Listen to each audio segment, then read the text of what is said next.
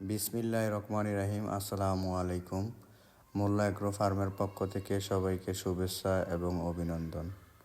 আজকে আমাদের এই ভিডিওটা যে যেখান থেকে দেখছেন সবার প্রতি অনুরোধ রইল আমাদের চ্যানেলটা সাবস্ক্রাইব করবেন এবং লাইক কমেন্ট শেয়ার দিয়ে পাশে থাকবেন। আমরা আজকে আপনাদের মাঝে যে ভিডিওটা শেয়ার করতে যাচ্ছি সেটা হলো ঘাসের জমিতে সার প্রয়োগ করব।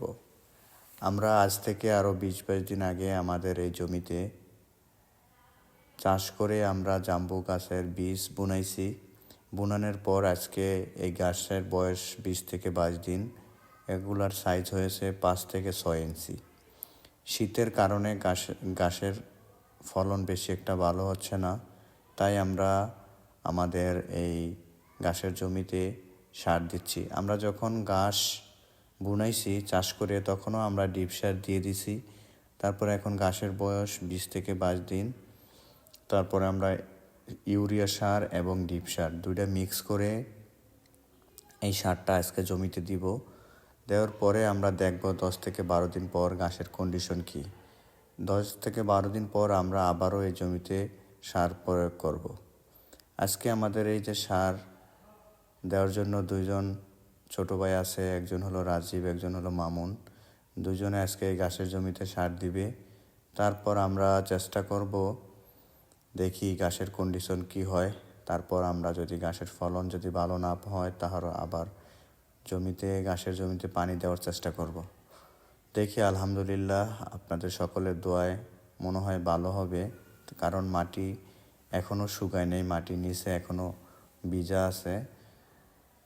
তো দেখি কি হয়। সকলে আমাদের পাশে থাকবেন। আমাদের এই ভিডিওটা যারা দেখতেছেন সবার প্রতি অনুরোধ রইল, আপনারা যদি ভালো ভালো ভিডিও পেতে চান, খামার রিলেটিভ এবং কৃষি রিলেটেড কোনো ভিডিও পেতে চান, তাহলে লাইক কমেন্ট শেয়ার করে আমাদের পাশে থাকবেন। আর আপনারা লাইক কমেন্ট শেয়ার এবং সাবস্ক্রাইব করলে আমরা উৎসাহিত হই, কারণ উৎসাহিত হলে যে কোনো কাজই করতে ভালো লাগে। আপনারা আমাদের উৎসাহিত করবেন, আমরা আপনাদেরকে নতুন নতুন ভিডিও দিব। এদের সার দিতেছে রাজীব। আজকের এই বিকালটা অনেক সুন্দর, কারণ শীতের বিকাল অনেক সুন্দর। আমাদের যে জমিটা, এই জমিটা আমাদের খামারের পিছনে, একদম খামারের পিছনে। এখন এই যে খামারটা আপনারা দেখতে পারতেছেন, জুম করে দেখাইলাম। কারণ খামারের পিছনে জমিটা নিয়েছি এই কারণেই, কারণ এই ঘাস যখন বড় হবে খামারে নেওয়ার জন্য কেরিংটা অনেক কষ্টকর। আর আপনারা জানেন কাঁচা ঘাস অনেক ওয়েট, এই জন্য খামারে নিতে খুব কষ্ট হবে। বিদায় আমরা এই খামারের পিছনের জমিটাই ঘাসের জন্য সিলেক্ট করেছি। আর সেকেন্ড কথা হলো, আমাদের এই জমিটাতে বর্ষাকালে পানি থাকে, 3 থেকে 4 ফিট পানি থাকে।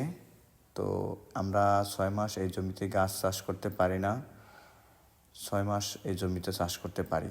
আমরা এই বর্ষার পরপরই যে দেখেন জমি শুকানোর পর আমরা এখন এই জমিতে গাছ চাষ করলাম। 6 মাস খাওয়ানো যাবে ইনশাল্লাহ। আমরা এই যে এখন আপনাদেরকে দেখাইতেছি আজকের এই ওয়েদারটা দেখেন, পাখি কত সুন্দর করে এখন সবাই সবার বাসায় চলে যাচ্ছে। আর এই যে এই পাশে দেখেন আমরা মরিচ, পেঁয়াজ, রসুন এবং ধনিয়াপাতা বুনাইছি।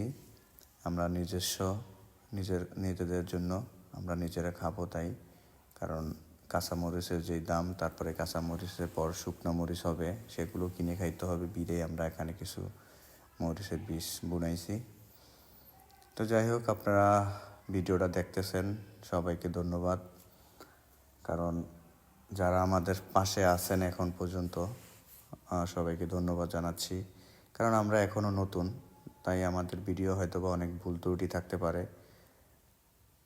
তো ভুল ত্রুটি আজকের এই ভিডিওটা যারা দেখতেছেন সবার প্রতি অনুরোধ হলো, আপনারা আমাদের পাশে থাকবেন সব সময়।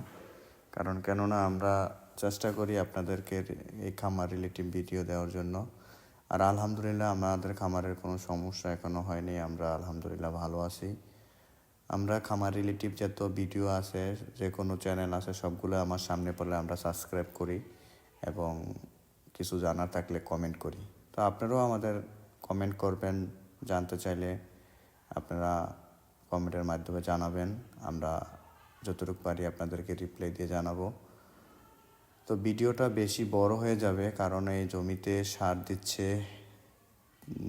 দিতে সময় লাগবে 35 মিনিট, মানে আধা ঘন্টা। তো আমরা এত বড় ভিডিও বানাইতে পারবো না। তো আমরা নেক্সট টাইমে আপনাদেরকে আবার ভিডিও দিব। আপনারা আমাদের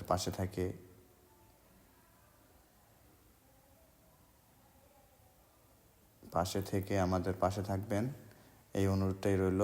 আপনারা ভিডিওতে লাইক কমেন্ট শেয়ার করবেন।